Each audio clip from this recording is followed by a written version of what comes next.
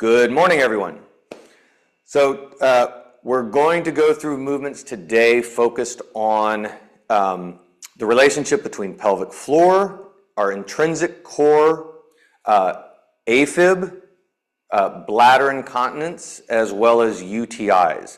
And I want to really think about pelvic floor being a really important place to do some work as far as movement. We're going to start with our breath. We're going to get into some hip mobility, and we're going to go through full body mobility, hopefully giving you some tools for if you are dealing with things like UTIs, incontinence, or any pelvic floor dysfunction, things like needing to get up frequently in the middle of the night to go to the bathroom, or pelvic floor pain. This isn't necessarily a fix or a cure, but I think that you will find that it is beneficial and helpful. So, with all that, let's get started.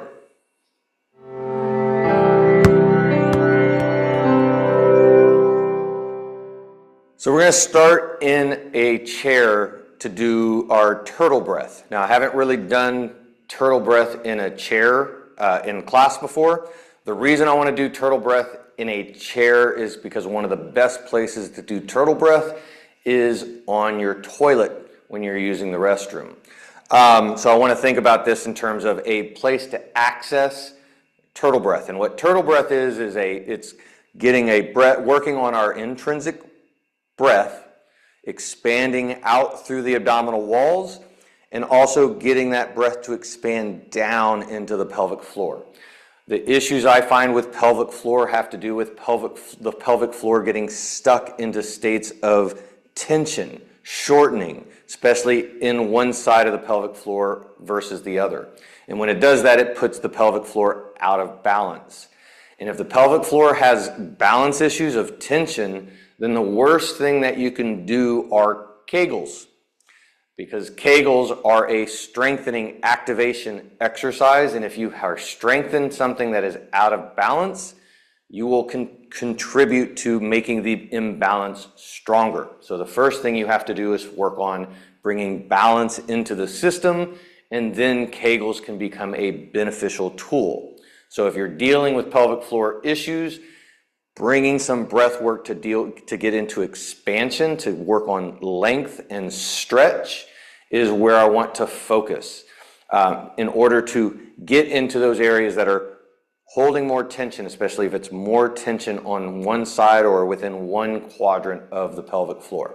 So we're going to start with we're going to really start with crocodile breath, and then we're going to work into our turtle breath.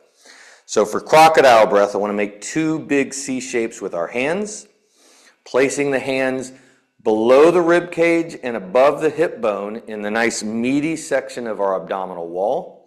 Our index fingers are wrapping around the front so that we can feel a little bit of our abdominal musculature, and our thumbs are wrapping around the back so that we can feel a little bit of that low back musculature, and our palms are pressing into our side so that we can feel that side body musculature.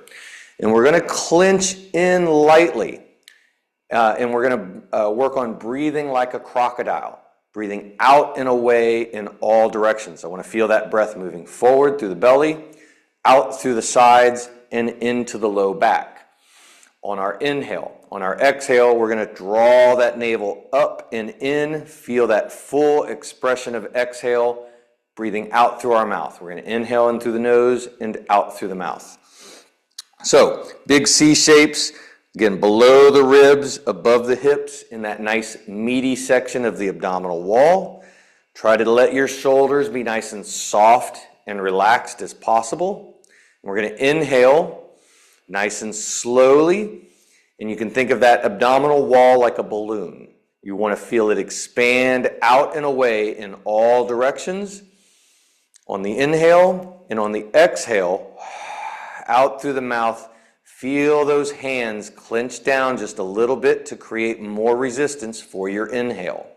And then your inhale breath, feel that breath pushing out and away, forward into the index fingers, back into the thumbs, and out through the sides into your palms.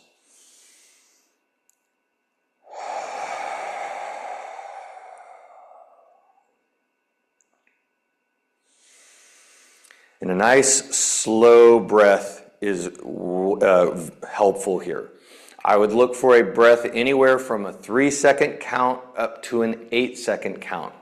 And the longer and slower that you can go, the better. And that's in both inhale and exhale. So I want a nice 3-second to 8-second count inhale and a nice 3 to 8-second count on your exhale.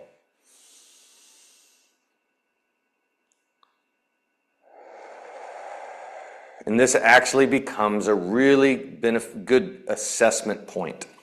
I want to assess, where does that breath go?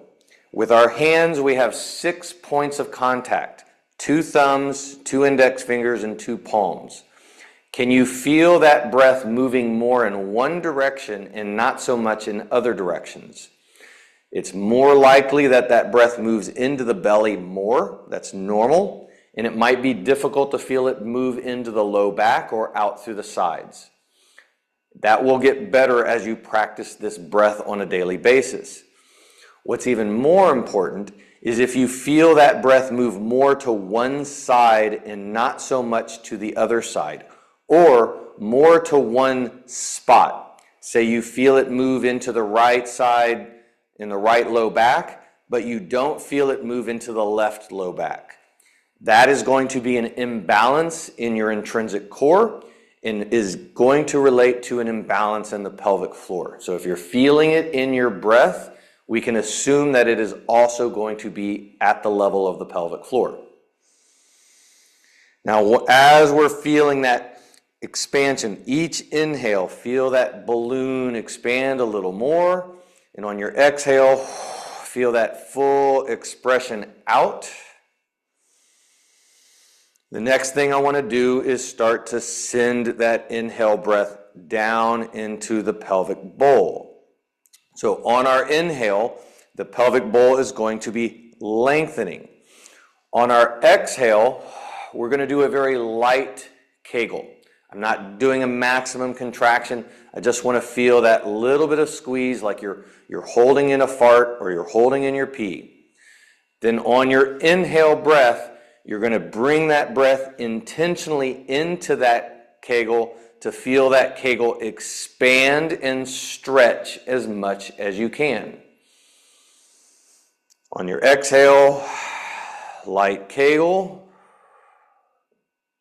Inhale, feel that breath move in and expand that Kegel out. And again, nice 3 up to 8-second count for inhale and exhale. And we're still getting that crocodile breath action as well. I want to feel that expansion of the abdominal walls with that expansion down into the pelvic bowl.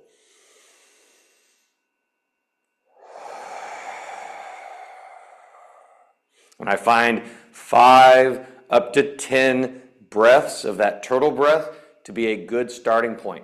Beyond that, I don't necessarily want to overload the system, especially if it's new. So 5 to 10 to start with as you practice it regularly. Every time you get on the toilet is a great place, partly because this is an area where we can really get that expansion of the pelvic floor, which means that if anything's going to come out, the toilet's a great place for it. You can do this breath as well in a car, at work. The more frequently you practice this breath, I think you will find that you are going to get better balance in that pelvic floor and get better pelvic floor activation. All right, we're going to go ahead and set the chair off to the side, and we're going to now get onto the floor on our back. And we're going to do some figure 4 hip mobility. So bringing your right leg ankle up to your knee so that we're making this nice little figure 4 position. We're going to continue to use our crocodile breath. Nice inhale, feel that abdominal wall expand out. On the exhale, drawing navel up and into the spine. And we're going to do a little bit of very light hip mobility. As I exhale, I'm just reaching my knee to the wall at my feet, On the inhale, I'm bringing my knee towards my head. It's a small range of motion. We're not going very far, but as we reach that knee away, I want to feel that mobility in the hip. Maybe you feel it at the knee. I want to make sure that this is not a painful position for the knees or the hips.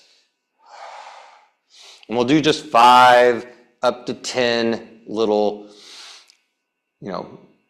back and forth with the knee.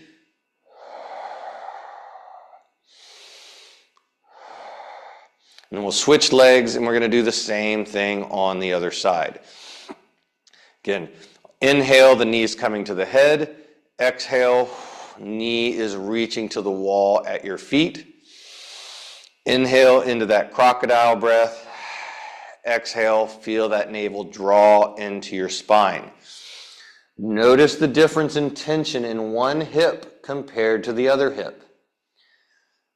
One hip is tighter in this compared to the other hip. That is going to be directly related to the pelvic floor tension. More than likely, the side that you're finding that does not move as well will also be the side in which you found that you did not get as much breath to expand into. Again, there's going to be those kinds of relationships in each of these systems that we are working on. Once we get 5 to 10, we're going to switch back to the other side. We're going to actively reach that knee away, holding it there. And the opposite knee, we're now going to pick up off the floor and see if we can pull towards our chest as we exhale. Inhale, we can let it go back to the floor. Exhale, we can pull up. If your leg feels heavy and it's really difficult to lift, we can grab the ankle or grab the knee a little bit and assist, pulling it in. Exhale as we pull. Inhale as we allow that leg to soften back to the floor. But continue to actively try to reach that knee, elevated knee away, even as you're pulling your ankle towards your chest. This should get a little bit of nice stretch into that posterior region of the hip. And after 5 to 10 breaths, we're going to switch and do the same thing on the other side. Again, reach that knee away. Opposite leg, we're pulling towards our chest. And if we need to assist a little bit by grabbing the ankle, grabbing the leg, that is fine, as long as we're continuing to reach that opposite knee towards the wall at our feet.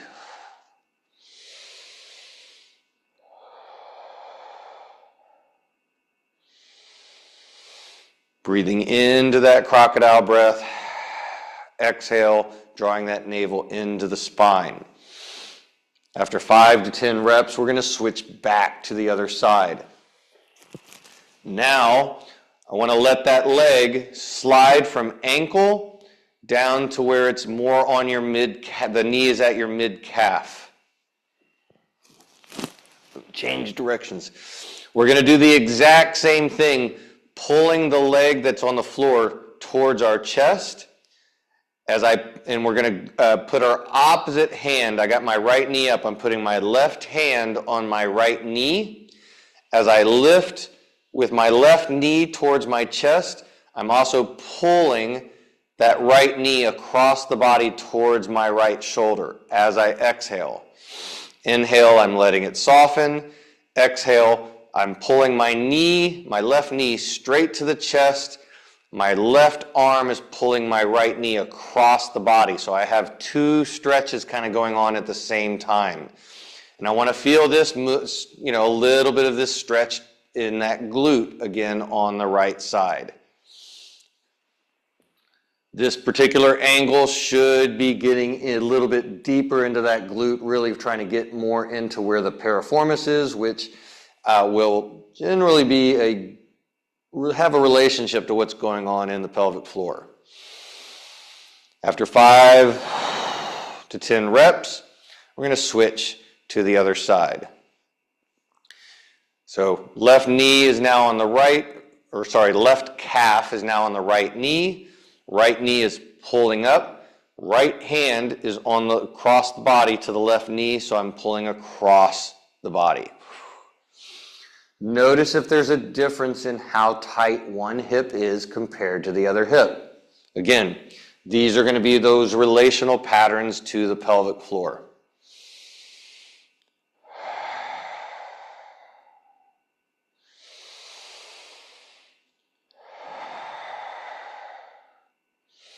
Whatever speed of breath you started with, whether it was a 3-second count, 5-second count, or an 8-second count, stay with that count. I want to go slow with our breath. I don't want to speed up our movement. Go ahead and let that leg back down. We're going to switch back to the other side. So back to right ankle on the right knee. I also want to come back to reaching that right knee away from the body actively. And now we're going to allow the hip to roll. So my right ankle is on my right knee. I'm going to let my hips roll to the left. And I'm only going as far as I can keep my shoulders soft on the floor. As I exhale, inhale, I'm bringing it all the way back. Exhale, I'm rolling and seeing if I can go a little bit further without forcing it. It's as if I'm trying to roll all the way over and place that foot flat to the floor and then bring it right back up. If you're able to touch the floor, great. If not, I wouldn't be overly focused on that right now. As you work on this, you'll get closer and closer to the floor over time. It might take days or weeks or even months. On the next one, however low you're able to rotate, even if it's not touching the floor, we're going to hold that position, and then we're going to do some those knee wags again, where you reach that knee towards the wall at your feet, and then let it move back towards your head. Again, getting that mobility deep at the hip socket.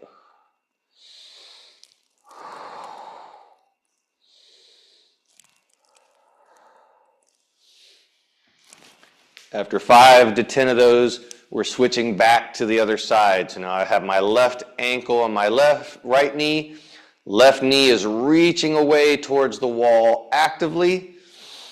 Exhale, I'm letting that hip rotate over like I'm placing the foot flat to the floor. You may notice that one side is tighter, that you're not able to go as far. Again, these are the balance tension patterns that are going to be relevant to what's going on in the pelvic floor.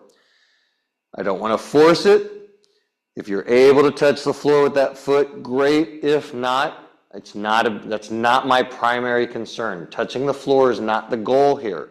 Working on the balance between the two sides is the goal. So we have to work with where we're at, not force it, and be in a state of kind of exploration and play. After 5 to 10, we're going to rotate as far as you comfortably can. If you touch the floor, great. If not, not a big deal. And from here, reaching that knee away and then bringing it back. Reach on the exhale. Inhale as we pull it back. Again, I should feel that movement more deep in the hip. Although if you have some tension in the knee, you might feel that in the knee as well, or in the low back.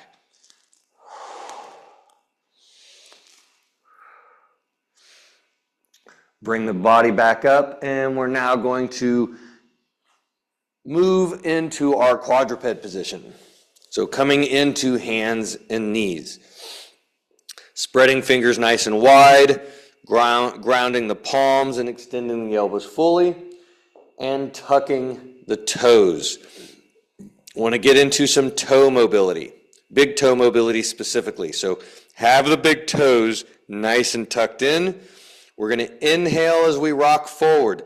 Feel that mobility in your wrists lightly. I don't want this to be painful, but we're going to get a little bit into the wrists as we rock forward.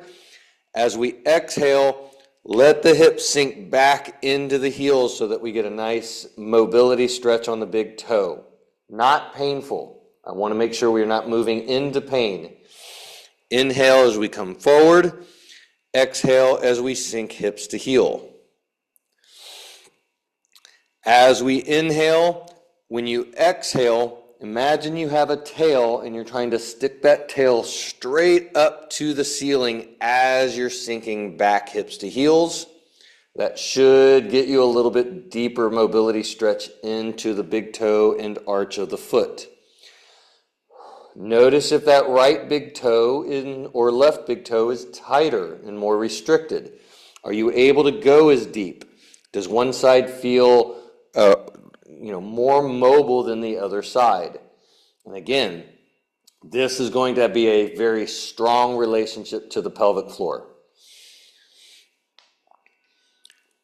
Our feet, the arches of our feet, when we bring them together, form another diaphragm, an inversely related diaphragm to the pelvic floor. So tension patterns in the feet are going to have a very strong relationship to tension patterns in the pelvic floor. As we inhale, coming up, let's let our ankles roll out, heels roll out away from the body so that we're getting tucked underneath all the way out to the pinky toes. From there, we're doing the exact same thing. Rocking back hips to heels, but now we're feeling that load to the outside arch of the toes and the outside arch of the feet. Inhale comes forward. Exhale, sink hips to heels. Sticking that tail up in the air as we sink back. Still breathing into our crocodile breath on the inhale. Feel the navel draw into the spine on the exhale. And again, notice those tension patterns in the feet. Is this tighter on the right foot or the left foot?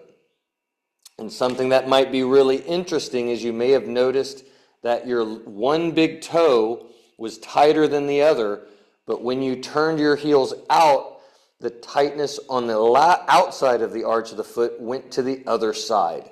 That is a possibility, so pay attention to those kind of things. We're going to come back up to our neutral starting position. Again, hands are spread, palms grounded, elbows extended, toes are tucked. We're coming back into our breath and we're going to do some pelvic tilts. On the inhale, I want to fill that belly and allow that belly to move down to the floor, and we're tilting our pelvis down to the floor, getting a nice big sway in the back. I want to make sure that we don't go into a pinch or into pain. On the exhale, we're drawing our navel up and in and scooping. But I only want this movement at the pelvis. We're not letting it move up into the shoulders just yet. So nice inhale. With each one, I want to see how far can we tilt that pelvis forward. On the exhale, drawing that navel up and in. How much scoop can we get? Without pain and without pinch. Do you feel more tension or stretch when you inhale, or do you feel more on your exhale in your scoop? Your inhale, we're going into lumbar extension. Your exhale, we're going into lumbar flexion. Which direction has bigger stretch? That's going to have some relevancy to what's going on in the pelvic floor. Now as we're feeling that spine, hopefully the low back is getting a little bit more mobile, feeling a little bit more pliable. So we can now start to allow that movement to work up the rest of the spine. So on that next exhale, as you scoop, continue to scoop. Let it move further up the spine. As it moves up to the shoulders, press into the floor. Let it come over the top of your head. And then imagine you're trying to touch your tailbone and your forehead at this imaginary point right in the middle. And then we're going to inhale, keeping your head in that position. Pelvis is going to tilt down to the floor, drawing the spine to the floor as it moves up to the chest. Sternum moves down to the floor and the head, it comes up last. Exhale, scoops. into our cat. Inhale, tilts into our cow. I want to try to make this into a spinal wave. So the movement is generating at the pelvis, at the tailbone, and the head moves last. And see how smooth can you get that wave to move through your spine. And if it feels stiff and clunky anywhere, then notice where. Is it in the low back? Is it in the mid back? Is it up into the neck? Because all of these, wherever you're feeling that tension, is going to relate to what is going on in the pelvic floor.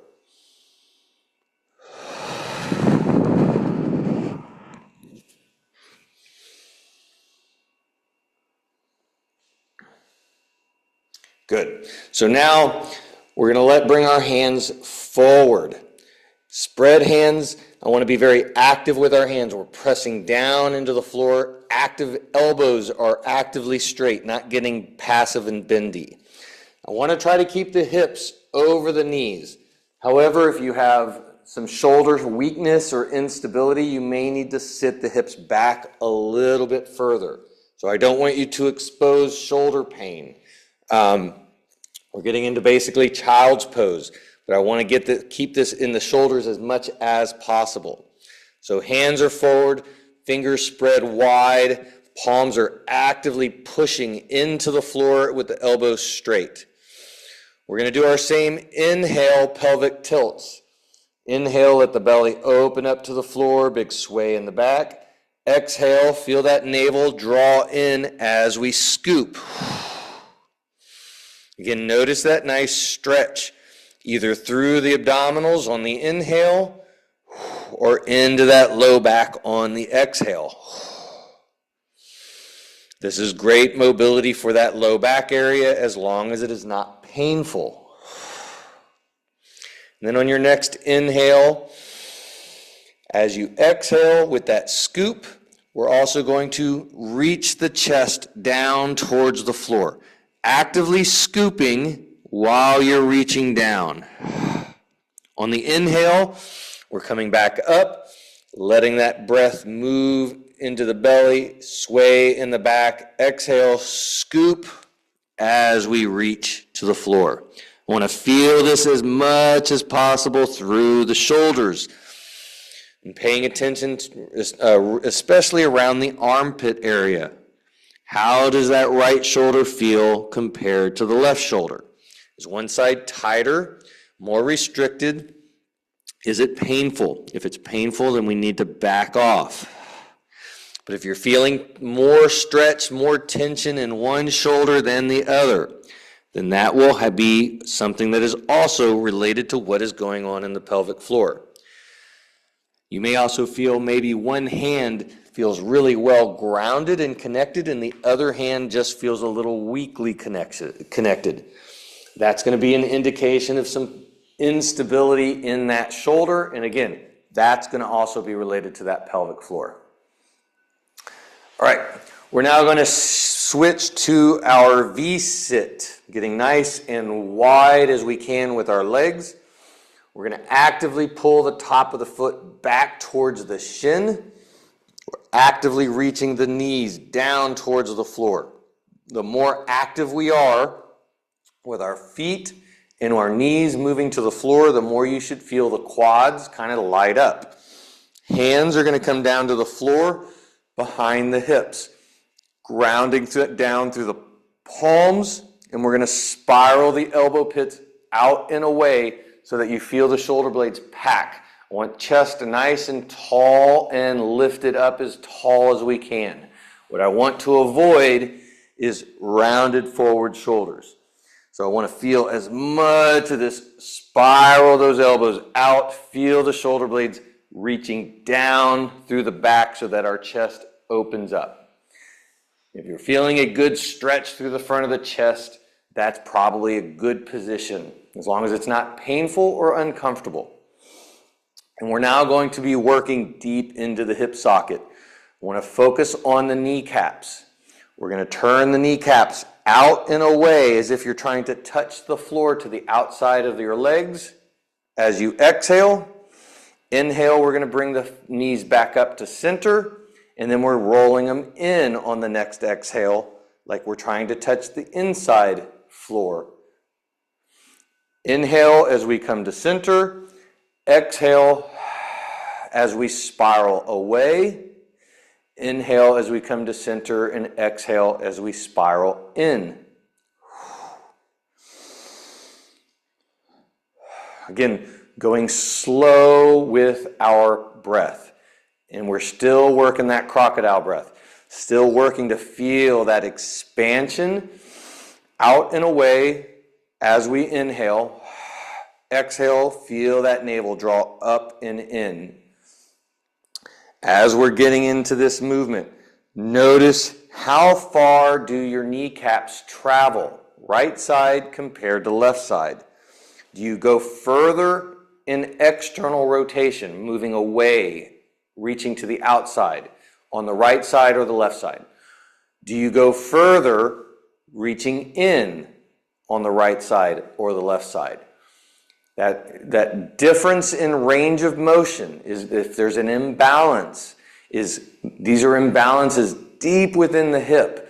It's going to have a direct relationship to tension in the pelvic floor. So if you're finding that there is tension differences here, then this becomes a really good mobility movement to add in every day in order to work getting those rotational muscles of the hip to be more in balance with one another.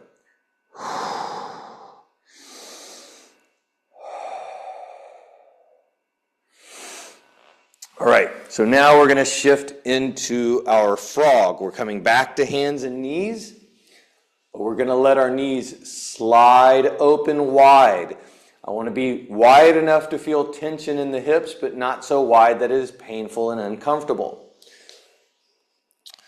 We're going to start with the toes untucked. So the ankles get to be nice and flat. We're on our palms, so fingers are spread, palms are grounded, elbows are extended actively. We're going to inhale as we're forward. And on our exhale, we're letting the hips sink back towards the heels. This is going to get a deep stretch into those hips. So I want to be soft and slow, not painful. Inhale as we come forward. Exhale as we feel the hips sink to the heels.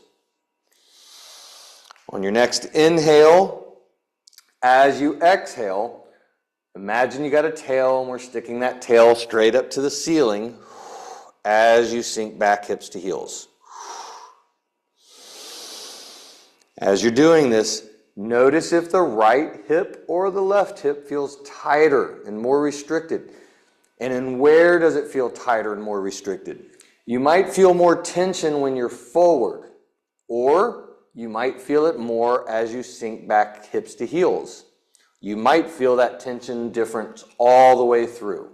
Again, this will be related to what's going on in the pelvic floor directly.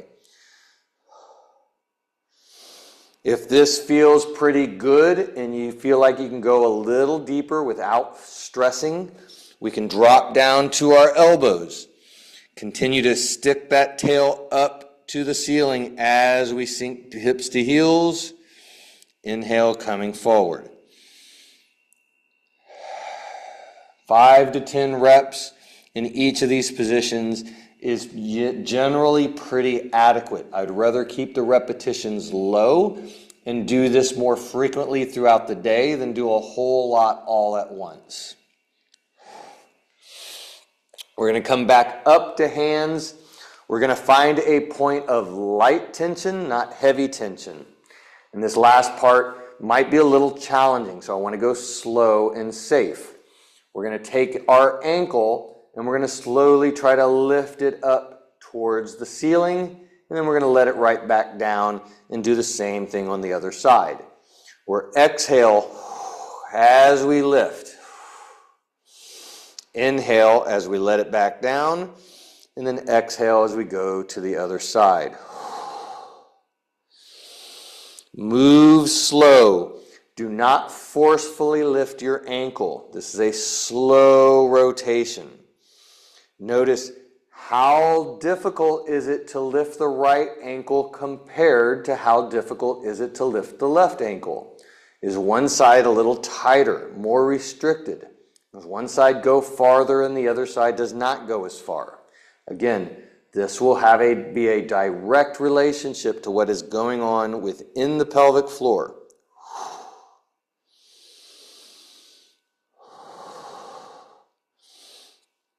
Once we've gotten a good 5 to 10 on each side, we're going to come back to feet on the floor. We're now going to tuck that big toe.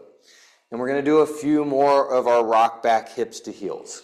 So inhale forward, exhale, sink hips to heels. Inhale forward. And again, imagine you have a tail and you're sticking that tail up as you sink hips to heels. Having the big toes tucked underneath should create a little bit more stretch into the arch of the foot and might get a different level of stretch into the hip. Notice if there's a difference again between that big toe on one foot and that tightness in the hip. These are those patterns that we really want to kind of notice so that we can work more on them to help get them into balance.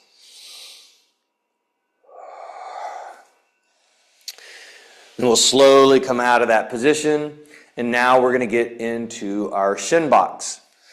Shin box, I'm in my, basically just making a box with my shins. It's also known as 90-90 position. I am in my left side shin box. I'm bringing left hand down to the floor outside of the hip. And I want to be well grounded through that palm, spiraling that elbow out and away and feeling that shoulder blade pack down and back. I want our weight a little bit more shifted onto that front hip. So left is my front hip. My right hip is off the ground. I'm not trying to touch the ground. I want to make sure that that front knee is not lifted up. If that front knee is lifted up, it means your center of gravity is more on that back hip. I want that center of gravity more front so the back hip gets to be free. We're going to start with some knee openers, slowly lifting that back knee up towards the ceiling, and in on our exhale, and on our inhale, we're lowering it back down to the floor. We'll do 5 of these on this side. Nice slow with your exhale. Squeeze into it, not forcefully. Inhale, letting it back down. And again, inhaling into our crocodile breath. Feel that expansion through the abdominal wall. Exhale, feel that navel moving up into our spine.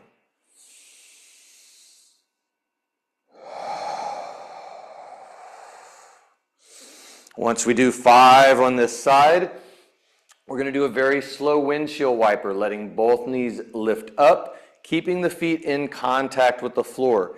And we're going to shift from one hand to the other hand as we go to the other side. Palm is grounded, elbow pit spiraled out and away. Weight is shifted forward. Again, make sure that front knee is down and not up. Lifting that back knee. First with our inhale, exhale, drawing navel into spine as we slowly lift. Inhale, letting it back down. Breathing into that crocodile breath on the inhale, drawing that navel up and in as we lift on the exhale. Moving as slow as we can with our breath.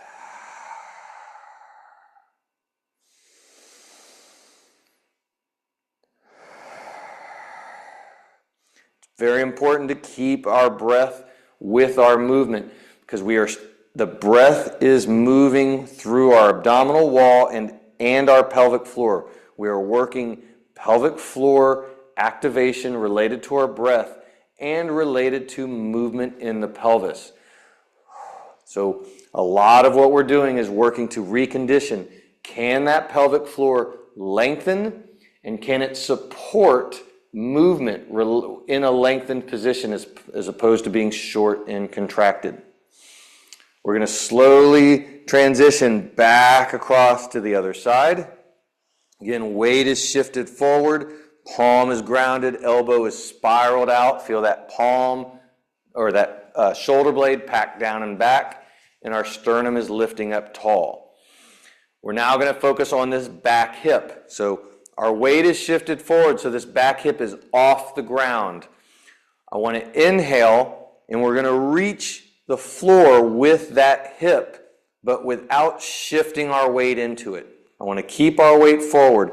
We're seeing how far can we reach that hip to the floor on our inhale, and our exhale, we're seeing how far forward can we glide that hip, reaching that hip bone as far forward as we can, and then scooping into it at the same time as we exhale.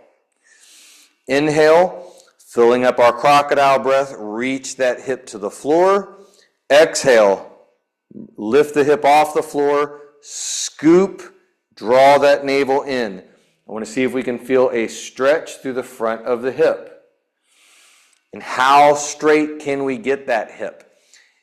We're working on hip extension. I want to feel stretch through the front of the hip. And the more forward we're able to get, you should start to feel some contraction in the glute. If you're not getting contraction in the glute, it's probably because you're unable to get into hip extension. That's going to be a major issue for pelvic floor. If you cannot get full hip extension, then you cannot get full glute activation. Glute activation, glute contraction, is a relationship to extension of the hip. And if you can't extend the hip, you cannot contract that glute all the way. So this is a big mobility issue. I want to be able to get that hip extension and feel that glute. We're now going to do our windshield wipers across to the other side to do the same thing. Grounded palm, elbow spiraled, packed shoulder, tall chest. Weight is shifted to our front hip. We are now inhaling and reaching that back hip towards the floor, filling up our crocodile breath. Exhale, navel to spine as we scoop. Feel into that stretch. Now, assessment points. How close are you able to get this hip to the floor compared to the other hip? As you exhale, how far are you able to scoop?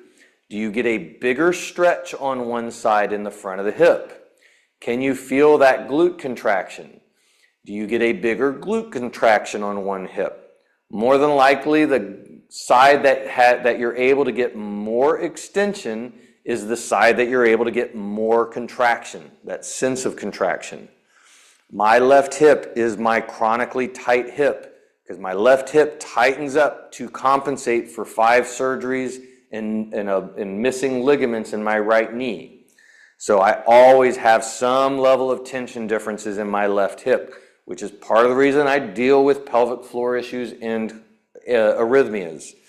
So the more I work on this, the less symptoms I have. It doesn't make the symptoms go away, but it improves the symptoms, which definitely makes an improvement in quality of life. But it's got to be worked on regularly. We're going to go ahead and move back to the other side, and now we're going to get into our folds. So with folds, we're going to focus on the shin. I want to keep our shoulders square to our shin to start with. Shoulders square means hands are going to be square. We're going to take a nice inhale, filling up that crocodile breath and feeling that back hip reach to the floor, again, without shifting. Keep that front knee down. On the exhale, we're lifting and scooping into it so that we get that stretch through the front of that back hip. And then reaching with both hands, letting those hands slide forward on our exhale. Inhale, bringing it all the way back up. Fill that belly up and hip reaches to the floor. Exhale, scoop. Both hands are reaching evenly. I don't want one hand reaching further than the other.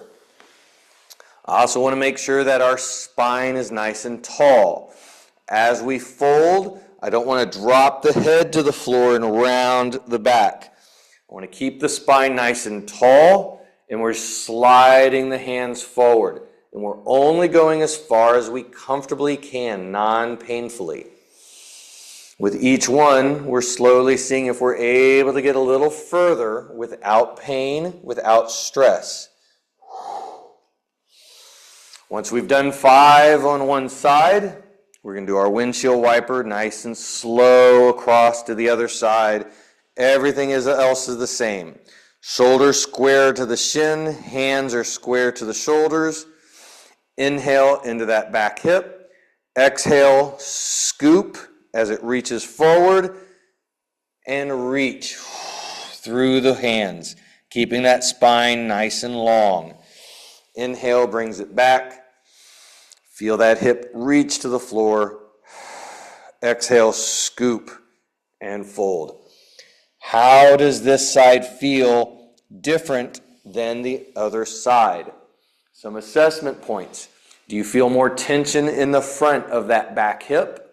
Do you feel more tension in the back of the front hip, the glute area? Do you feel it more in your low back? Or maybe you feel it up in the shoulders as you try to reach, keeping that spine long.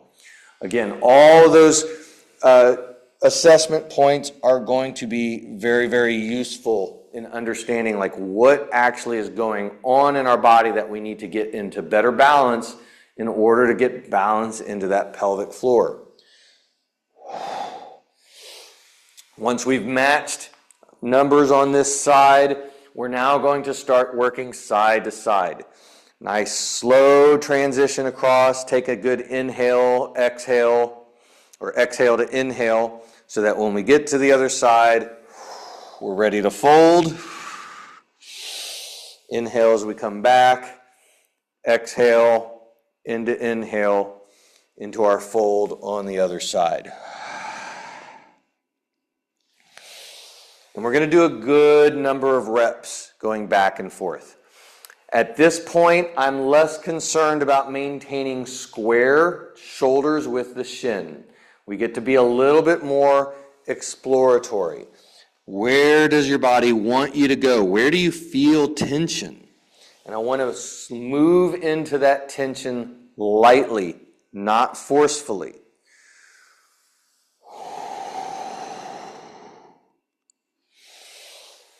As you get 3 up to 5 reps back and forth, we're going to start to change our shin angle by moving that back leg and opening up our shin box just a little bit at a time.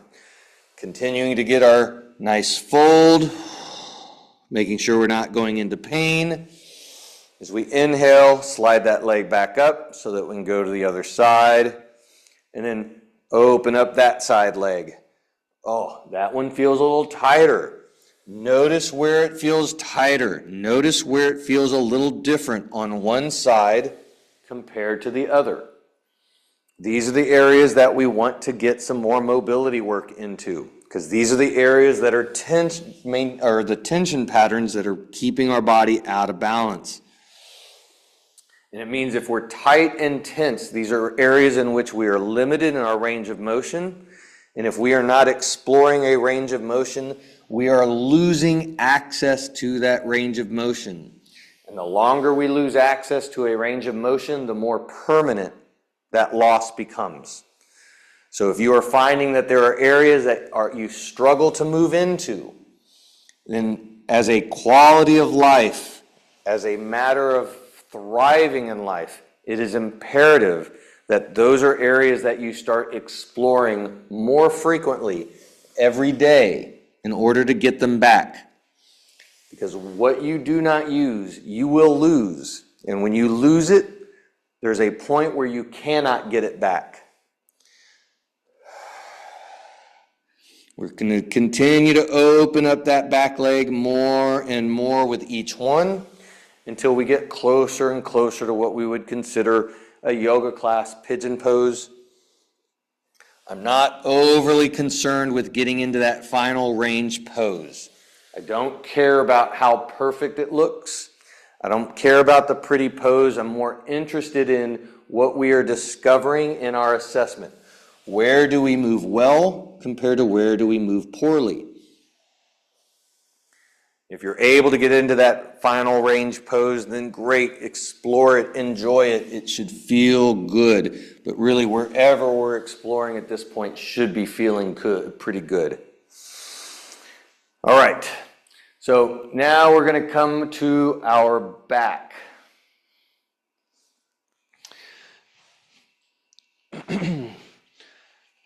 So laying on back, I want to bring arms straight out to the side with the palms up. This is where I like to imagine we're laying in a bed of sand, and I want to make an imprint of my upper body in that sand. Shoulders, elbows, forearms, hands, pressing down into that sand lightly in order to make a nice print. We're going to lift our knees, our feet and our knees off the floor. And I want the knees a little bit tucked. I want them pulled towards the chest a little bit more so that this angle at our hips is less than 90 degrees. What I don't want is the knees to be forward of the hips so that this angle is greater than 90 degrees. That's going to pull your low back off the floor. Bring the knees in, feel your low back press into the floor a little bit. Again, palms are up, we're pressing down through the shoulders. We're going to slowly let one hip lift and roll to one side. We're only going as far as we can where we can maintain our perfect imprint in the sand. Exhale as you rotate. Inhale into that crocodile breath as you come back to center. Exhale, draw the navel in as you rotate. And as you go side to side, you can slowly start to reach a little further on each one as long as you're maintaining that imprint in the sand. Notice the front, the top of your shoulder. If the shoulder is rolling forward, if it's starting to lift up, you are going too far. I want to maintain perfection through the upper back, pressing in. I want a perfect imprint. I don't want to smear our imprint in the sand. And as you're going back and forth, start to notice, is it tighter in one direction than it is in the other direction? And you can even give yourself a visual. Are you going further in one direction and not as far in the other direction? Again, that's going to be a difference in balance, and it's going to have a direct relationship to what is going on in the pelvic floor.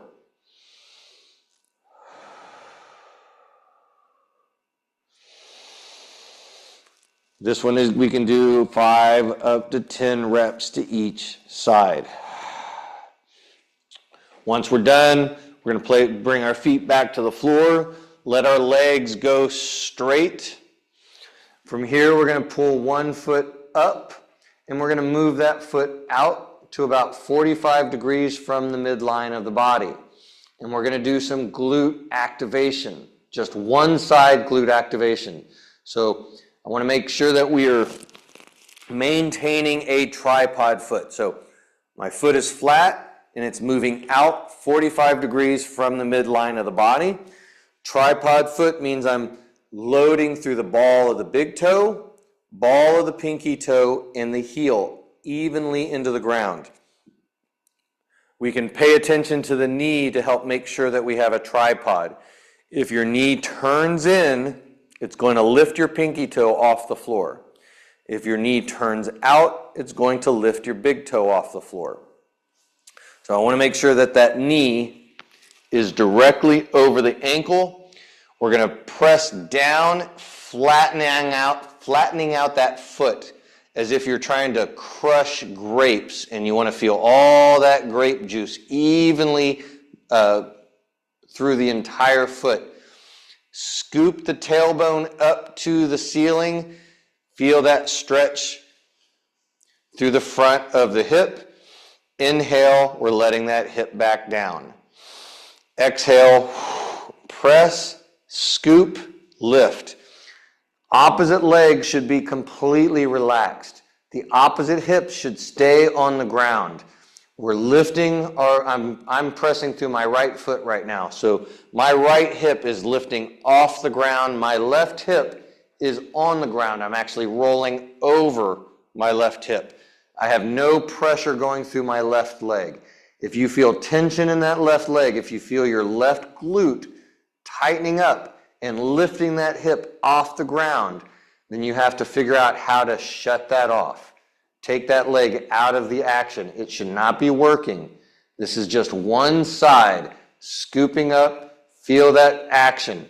The more you're able to get that scoop and feel that stretch in the front of the hip, the more you should start to feel tightening and contracting through the back, through the glute.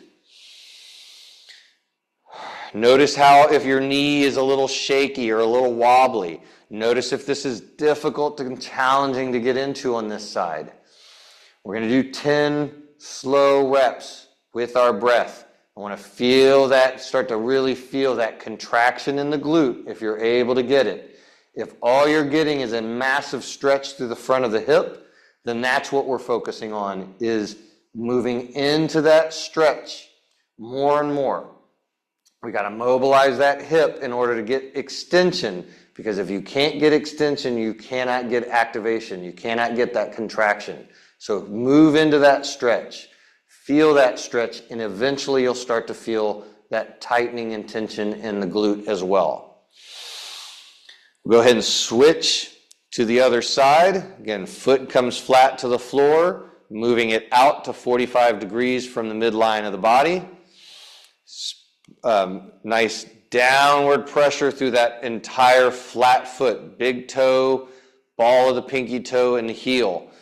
Scoop the tailbone up to the ceiling. Feel that stretch through the front of the hip. Inhale, we're letting it back down, filling up our crocodile breath. Exhale, navel into spine as we lift and scoop. Is it tighter on this side? Are you able to get the same level of contraction? Does the knee feel a little shakier, a little wobblier? Imbalances in this movement are going to be have a direct relationship to the pelvic floor. If you can press and extend one hip and feel that glute contract, but you cannot on the other side, that is a big, big deal to your pelvic floor. Number one, it means that you have some glute inhibition, so your glutes are out of balance, which is going to put a lot more stress on the pelvic floor naturally. So this can be a very useful activation exercise. But we need the mobility in the hip first. So if you're doing this without increasing that hip mobility, then your benefits of the movement are going to be limited. Activation, mobility, and stability are two sides of the same coin, and you have to work on both equally.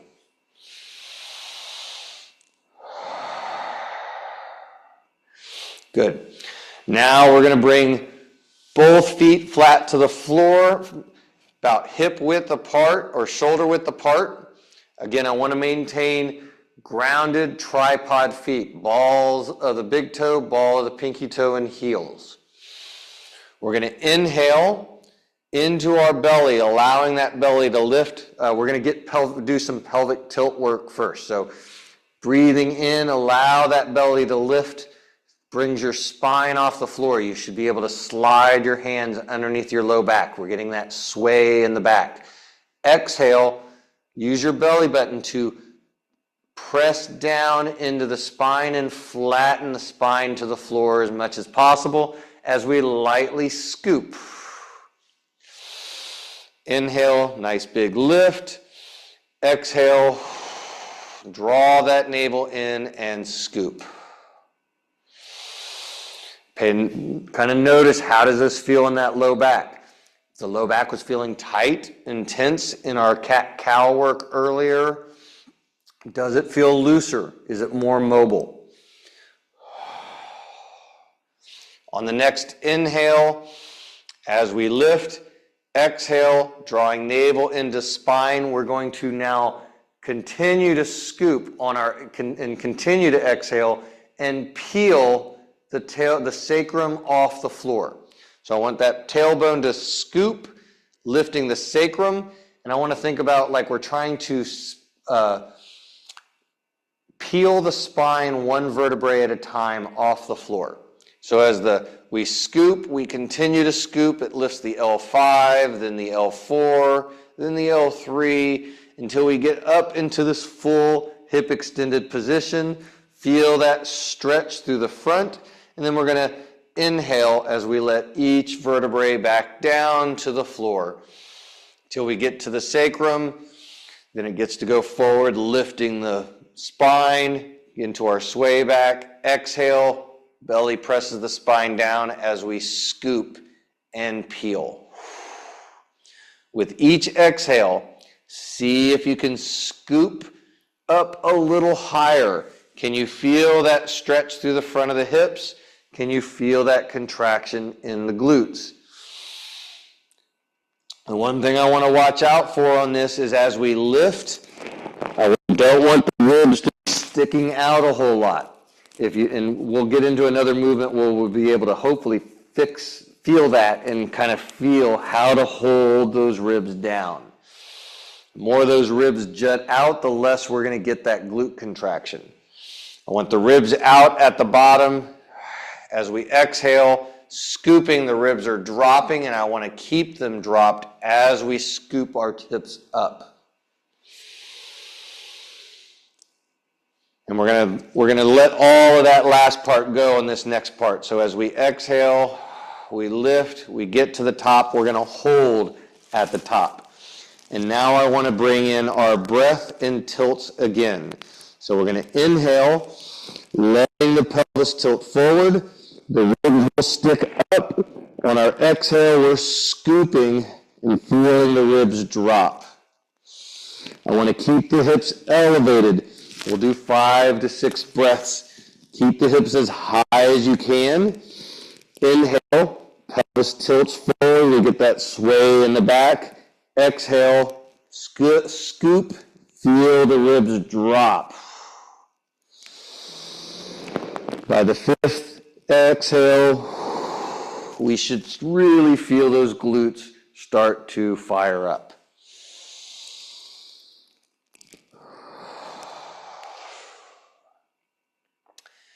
And then we're very slowly let the hips back down. We're going to slowly roll, come up to a seated position, and we're going to bring the chair back out, and we're going to finish with some more turtle breath. Take your time, make sure you're not dizzy or lightheaded. Coming back to our chair, making our big C shapes with our hands. Hands go below the ribs, above the hips. Thumbs in the back, index fingers in the front. Getting that nice kind of lightly cinching down so that we create resistance for that inhale so that we can blow up that balloon. Nice inhale, in through the nose. Feel that expansion of the abdominal wall. Exhale, navel draws all the way into the spine.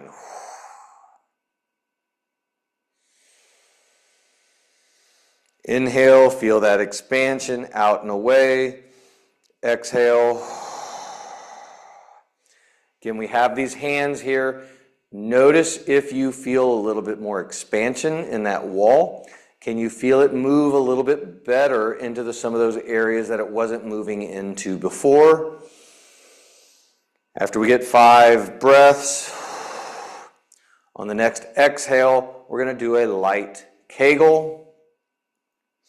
And on our inhale, we're going to let that next inhale, it's pushing out into the abdominal wall. It's also pushing into that Kegel and expanding that Kegel out and away into a stretch.